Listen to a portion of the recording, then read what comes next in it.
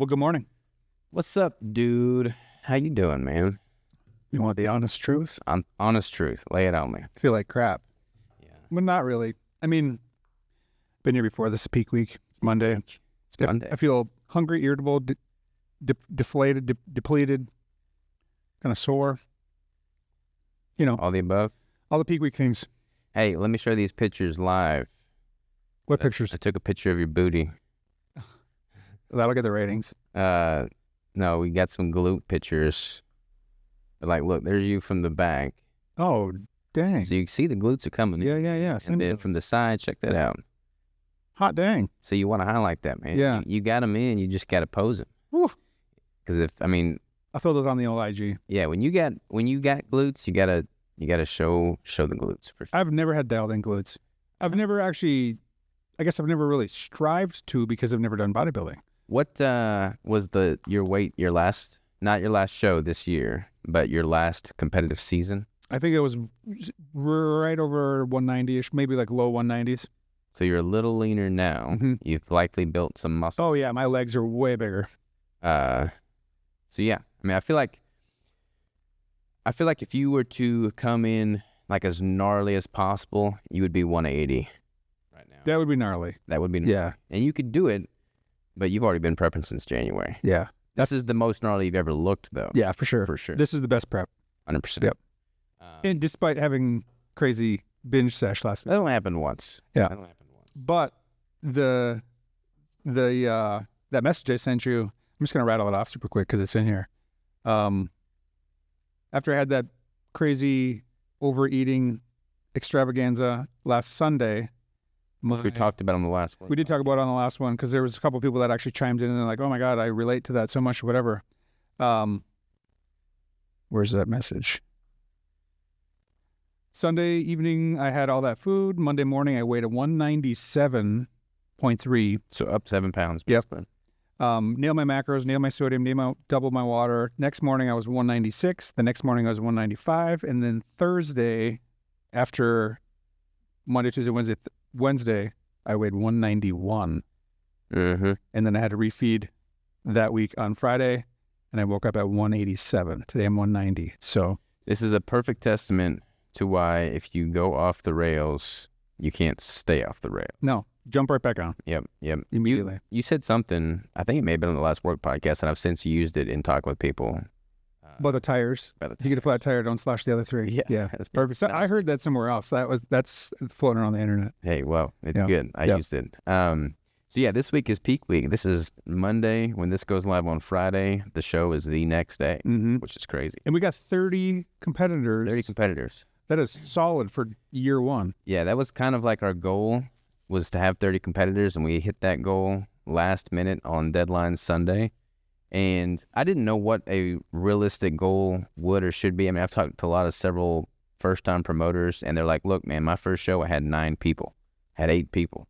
You know, it'll get better from there. You just got to start and make it happen.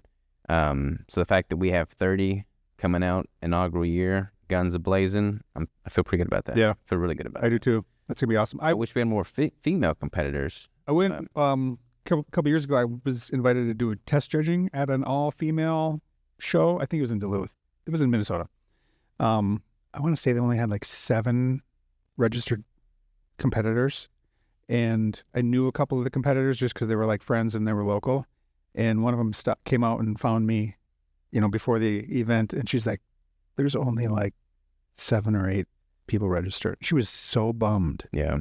Because you put all that time and effort in and then get there and the event is really, really small. And it wasn't their first year. Yeah. I think it was just lack of promotion, lack of awareness. For everybody. I mean, like, it sucks for the competitors because, like, they want to be able to compete against, a stacked class. Plus, from a pro qualifying standpoint, you have to have, ample people competing in that class. So, like, you don't want to be the only person on stage. And then from a promoter standpoint, like, there's a whole bunch of, fixed overhead costs regardless of how many people show up. Right. So you count on there being more attendance and more registrations to help cut some of that cost. And if there's not, like, you still have that fixed cost. Like, we're definitely not breaking even on the show. We're losing money for sure because we kind of went over the top with some things. But we wanted to do that. We knew that going in. It's like, look, we're going to make this show so freaking amazing that it can't help but grow. Mm-hmm. And I feel like that will be the case. That's the thing. Like, even if you're in a small show, it's kind of puts that ill feeling in your head of like, oh, I probably went to this one next year. You know, just because I don't think any competitors can be able to walk away and say that. Like, no, not for ours. Not only do we have enough to make it like a very worthwhile show, I mean, we've got 3, maybe 4 pro qualifying classes, depending on what shakes out this last little bit. But we for sure have 3, and not by a hair either. Like, we got 3 solid pro qualifying Yeah, they're classes. stacked classes. And then maybe a 4th, and it's like, I don't know. We're going all out with it. I'm excited. I keep saying that, but I am truly excited. I'm stressed. I'm sleep deprived. I'm anxious, but I am excited. Mm-hmm. And I'm getting chicken wings on Sunday. I don't care what my coach says. On Sunday. Yep. Hey, well, you're gonna have barbecue on Saturday too, because my dad's gonna be there. Oh yeah, barbecue. So you have that. Mm-hmm. And then I'm taking all y'all out to Brazilian Steakhouse in a week or 2. Yeah, a week or 2 when everybody's back in town. So that'll be good. Yes, that'll be good. It's weird, man. Let's talk about a little coffee chat last week. Except I was the only one drinking coffee, but like everybody came into there was only 3 of us. It was Friday, so it's pretty. We don't do production on Friday. Oh yes, on Friday morning. Yeah, over on the food town. I come in the building and Ellen's all bummed. You're all bummed. I'm also kind of bummed because I've just been like short-tempered and irritable as well. And I'm like, how's everybody doing this morning? I tried to be chipper and upbeat, and they're just like, oh, I'm fine. Yeah. Just walking into a bunch of Eeyores. Like bah humbug. Yeah. And it's like, all right, we're going to do a coffee chat. So we made a cup of coffee. We all gathered around the futon, and we just laid it all out there. Vented a little bit, spoke our frustrations, got them off our chest and into the air. And then we got optimistic and grateful. And I feel like that was good. I feel like we all benefited from that. I benefited from it. Yeah, I did too. It's weird. I was kind of like I was saying then, it's like, I'm not in prep right now, but I feel like I'm in prep kind of because all the weight of the competitors I'm putting on my shoulders. Plus, I've got so many of my clients competing in this show, and I'm hearing all of their, anxious feelings. So I'm wearing that, and then I'm the one putting on the show. So it's like I want it to be a good experience for everybody and it goes smoothly. And then you're not only competing in prep, which is a stress in and of itself, but you're also like a massive part in organizing all of this. So it's kind of crazy, man. Like when you actually step back and look at it, like it's a lot. It's a lot. I feel like next year is going to be so much easier for both of us. For one, I won't be prepping actually to participate on stage in the competition, so that won't even be a component. But then we'll have so many of these things already figured out and how we can, they'll just be that much easier to pull the trigger on a second time. Would you be more organized? It'd be like a show in itself. Like the first show you do is always the hardest show because you lack perspective. The first show you promote is the hardest show to promote because you lack perspective. So we'll have that clarity going forward, and it just keeps getting better and better. So we'll just fine tune it. What else we want to talk about? You said you're sleep deprived. You said well, before I talk about sleep optimization, let's talk about how terrible my sleep is. I talk about sleep a lot because it's so important. I've had several people on the podcast talking about sleep optimization, and I've done a lot of things to get that dialed in, like cranking the thermostat down in the house, wearing sleeping eye mask, which helps a lot. I got a pretty slick eye mask. But now that we have another kid, like Crystal is sleeping with Hazen on top of her because he's feeding throughout the night. Rigel's next to me in his own little crib adjacent to my side of the bed, so he rolls over on me oftentimes. But because we have a baby, I can't crank the thermostat way down. So I got a one of those chili pad things. Oh, sweet. And we hooked it up. It like filters water through the mattress topper, and you can set it to whatever temperature you want. So I've been setting to like 57 degrees. It goes from like 55 to 115. Wow. And you can change the temperature throughout the night via your app on whatever program you want. So I've just been leaving it at 57, and I get cold, man. Like I woke up last night and I was cold. Like I had to go get another blanket because in the past, I have Rigel's body heat on me, and then under the covers with Crystal, so that's more body heat, and thermostat's cranked up. So I just woke up hot and sweaty more often than not, especially if I had a bunch of protein before going to bed. And with this, that doesn't happen. Like you crank it down and you're just cold. Nice. I like it. But the the sleep in general, this is not good. Like, I am not getting enough total hours of sleep. And this weekend, backstory here. So we're going to get chickens, right? Mm-hmm. Clancy's got somebody, there are some chickens up for sale. We're going to get 10 chickens so we can get back into the homesteading chicken game. And I didn't have a chicken yard set up, so I had to build a chicken yard so that diesel wouldn't kill these chickens as well. And so I spent all weekend impromptu making a chicken yard, driving posts, digging holes, breaking rock. In the rain. Concrete. Because it rained all week. It rained all weekend long, so I was just sopping wet the entire weekend. And man, I'm so sore right now. I train hard. I don't ever get sore from my training. Like, I trained pretty much full body every day of the week except for like 1 or 2. And I am way more sore now than I have ever been from training because everything on my property is rock. There's like 2 rocks to 1 dirt. I remember when we were trying to dig holes. Oh, man. So it's like predominantly breaker bar action, not post hole digger, and just that repetitive motion, beating the hell out of the ground with that thing. And then, yeah, I'm wore out. How are your joints? Like, how are your shoulders and elbows? I got tendonitis in my elbow, my left elbow. The repetitive motion of that plus the T-post driver, and I got a really crappy T-post driver, and it was just jarring the hell out of me. I woke up on Saturday 5 pounds lighter from all the sweat. Wow. Or Sunday, rather, from all the sweat that I'd lost. And then I woke up this morning, I just whooped, man. I'm so exhausted. I did not get the recuperative, rest and relaxing weekend before going into the show that I probably needed to get. But this was the only timeline to make this fence because I wasn't going to have any time this week with the show. Yep. So, 'tis what it is. I got an awesome fence now, so I'm proud of that. But, man, I am beat to hell for sure. Well, rest and recover this week if you can, or go easy or whatever. I did a lighter workout today. Like, I did a bunch of stretching stuff. How was your workout today? Good. This was your last heavy day? I did full intensity today. I'll do a full intensity tomorrow, and then Wednesday I'll start tapering. Wednesday, Thursday. So you're in the home stretch for sure, man. And I'm probably going to are you going to work? I mean, Thursday you are tapered pretty good, but are you going to go to like Ozark and do something? Are you going to come here? I will probably still hit Ozark this week. Okay. Just because I want to hit stairs tomorrow morning because we have the live call in the evening. Stairs Wednesday morning. Probably just hit stairs every morning. Okay. We'll see. Taper the stairs too, though. Yeah. So you're doing how many minutes? 20. And then tomorrow you'll do 20 minutes. Mm-hmm. And then Wednesday probably 15. Thursday 10. Yeah. Friday probably nothing but walking. Taper all of it. Yeah. Super low intensity Friday. Sounds good. You have the refeed on Friday. Friday night. Pork fried nachos. Responded perfectly to the refeed this past week. My leg day on Saturday was insane. Yep. Good pump. Good vascularity. Yeah. Crazy.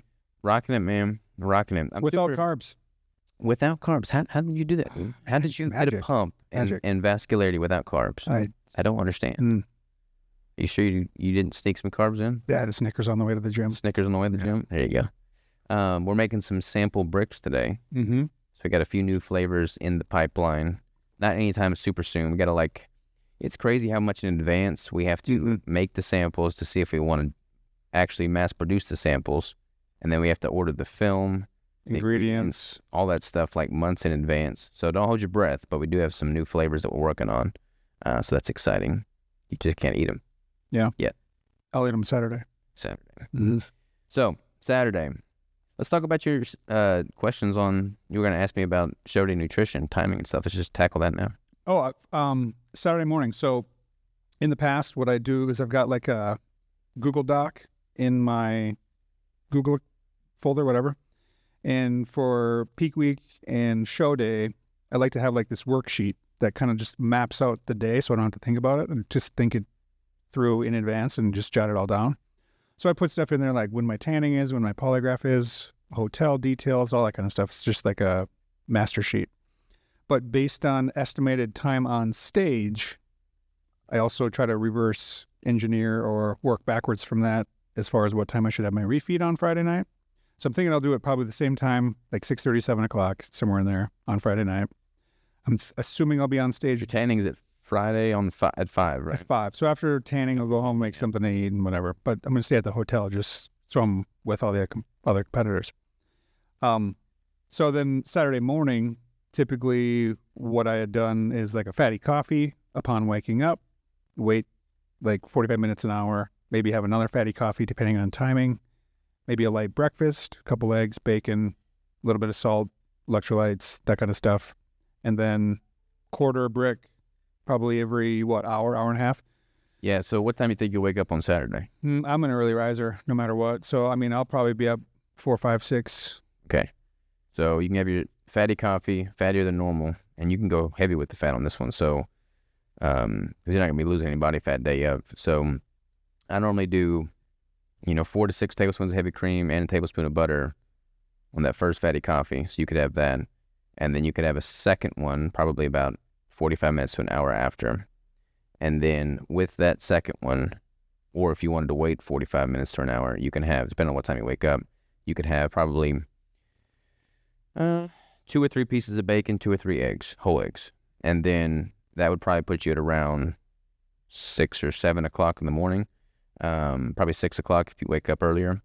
And then from there, probably every hour, I would do a quarter of a keto brick. Mm-hmm. And then you'll probably be stepping on stage where you're doing classic and bodybuilding at around 1, I would guess. That's what I'm thinking, after the intermission. Yeah, so probably around 1. So if you have, a quarter keto brick every hour from, 7 to 8, 8 to 9, 9 to 10, maybe every hour and a half. And then probably have your last quarter of a keto brick 45 minutes before you start pumping up. That should work out perfectly from a timing standpoint. Sweet. And then just make sure you're sipping water. And then we'll kind of be looking at you backstage. Make sure you're not holding water. You're not flushing too much water. Just making sure everything's good. What about electrolytes in the morning? Yeah, you can do your normal electrolyte dosage and then just bring salt with you. So that if we need to add more salts, impromptu day of, we can. But yeah, I'd bring just brick, salt, water with you to the show. And then we can adjust real time as needed. You're going to bring those samples. Ooh, those would be good. Yeah. I've been going to town on your grape electrolytes, your salty. Salty. Those are my they sent me a jam right bag of those. They're pretty good. Those are good. Relight's good. There's so many electrolyte brands right now. There's a bunch coming out now too. I just keep seeing more and more. I would think that's kind of like a saturated market, but it's got to be. I guess there's enough demand to warrant more people coming into the space. I think they're kind of in the spotlight. You doing creatine right now? Yeah. You've been consistent with that? Yep. How many grams you do? Every single morning, heaping scoops. So it's probably, I don't know, close to 8 grams. I just started doing creatine again, like literally last week. I've been using those keto brains creatine because those 6 packs. So I'm doing like 20 grams a day right now of that because if I spread it out with every electrolyte drink throughout the day, I don't have any GI distress. If you do 20 grams in one dose, you would. You can, yeah. So I just been doing that, and I don't ever feel any different when I'm taking supplements, but I feel like it's not going to hurt anything. So yeah, doing that again. I'm excited for the building phase for the both of us. I am too. Because kind of like I was telling you Friday when we had that coffee meeting, I feel like for the past, like my last show was in 23, and I feel like I've just been treading water to some extent since then because in 24, we had the cacao crisis. So like that was so focused, and I was just kind of like treading water with my training and everything. Still going hard and going heavy and stuff, but not super structured. And then this year, it's been like figuring out tallow in light of the cacao crisis and all the competition stuff. So I've not really been able to just focus solely on my building training. But I think with you and I being on the same page and planning on competing against one another in 27, we can both just rally behind 26 being a really solid building year. So we'll get you through this reverse diet period. And I'm excited about the tribe calls after this show. I was just going to say, because we're going to kind of pull the tribe into an off-season build phase, proper reverse. And the cool thing about the competition, or just being really lean in general, is you can't really tell what your weak spots are when you're at a heavier body fat. Like your legs, for instance, your legs may look big and jacked, but like you hold a lot of body fat in your legs, not you specifically. Absolutely. Yep. And glutes. So it's very deceiving because you think you've got massive legs and you diet down. You're like, man, where'd my legs go? Where'd my butt go? But when you're dialed in, you can see those weak points very clearly. And if you've got the stage photos, this is why I recommend stage photos for everybody, whether they plan on competing again or not. Like having that clarity as to what your weak points are, and then you can develop a structured training routine to target those weak points. So we'll integrate all of that into the tribe calls, like the reverse diet, the reverse, phase 6, phase 7, how to get back to a healthy baseline and, be psychologically and emotionally well through it all. and then we'll develop. This is what I'm excited to do. Once we're all back to baseline, I'm gonna get all the Tribe Calls members and look at all of their photos from this cut. Oh yeah. And I'm like, okay, individually, what is your weak point? How can we structure your training to target that? What is your weak point? And just like super customized based off the individual. And then we can weave all that together and then build a structured building plan for everybody that's gone through this cut, so they have a very tangible roadmap as to how to get better. That's awesome. So And just touching on the stage photos, we were just talking about that this morning when we were doing our posing practice. Is it worth getting the stage photos? Is it not worth getting the stage photos? Do you want to spend the money on it? I always opt for the stage photos because going back to my very first competition, I wasn't sure if I wanted to get stage photos because I didn't feel like I looked like I belonged on stage. And most first-time competitors are like, well, I'm not lean enough. I'm this, I'm that, whatever. They don't want to like bookmark or ever look back on that. But this is probably a pivotal moment in your life. If you never do another show, you're going to, in 5 years, 10 years, whatever, you're going to be like, man, I should have got the stage photos because I dieted way down. I looked amazing compared to how I look now or whatever. Or maybe you do end up doing a whole bunch of more shows in the future, which is what I ended up doing. Now I have those first stage photos to compare to like this prep stage photos and last year's prep stage photos. And it's like you stack them side by side and it's crazy. Yeah. The amount of visual progress and size and definition and everything that you can see because you got those professional photos done, totally worth it, 100%.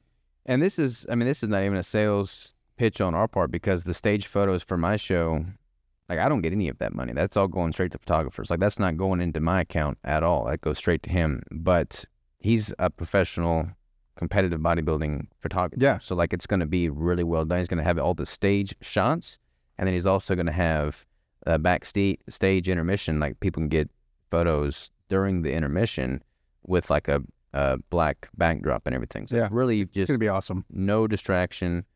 What do you truly look like in the right lighting, in the right environment, and how can you get better? Yep. So at your peak, you know. Speaking of photos, this isn't photo related, but we're going to be able to live stream the competition. Did I tell you that? Oh yeah. They're going to just so we can rig up one of their cameras, right? Yeah, so we're going to be able to sync it to, I think, my YouTube channel. Yep. And the whole competition will be live streamed. It's not going to be like changing camera angles or anything fancy, but it'll be just like a full frontal wide angle stage shot of the stage.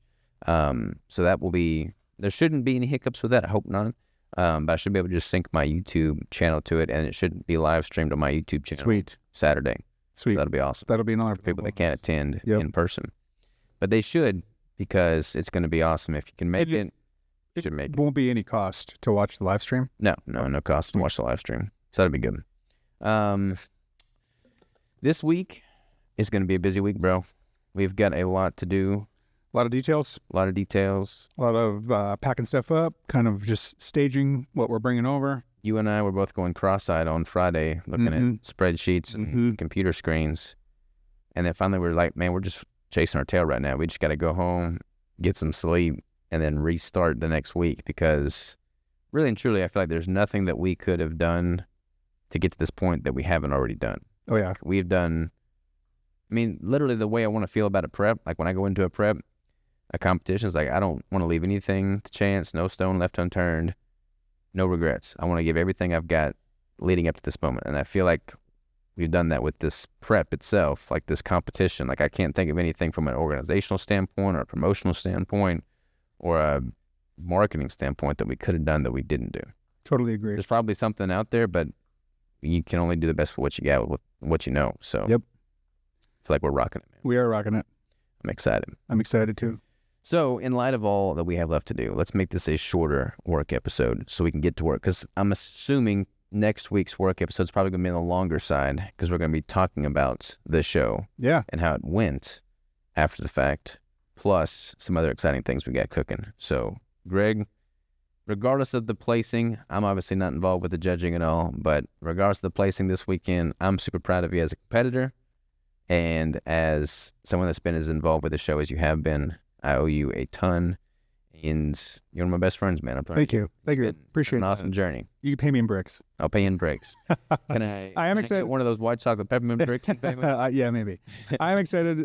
Just one last little tidbit. I am excited for the off-season build phase where I can just, after a workout, just plow down a whole brick. Yeah, So I haven't been able to do that in a while. that'd be good. Well, it's gonna be good too, because you got a lot more size on you than me, so I'm motivated to get my butt into gear with this building phase, because there's strong points that you have that I don't have that I gotta And vice versa. bring up. So I don't know that I've got any strong points that you don't have as far as like muscular development's concerned. But don't know. I just get lean. I get crazy Yeah. lean. But you got me beat on size all day long. okay. All right. So time will tell, man. Time Appreciate will tell. that. But until next time, brother, ta-ta for now. Let's get to work. Ta-ta.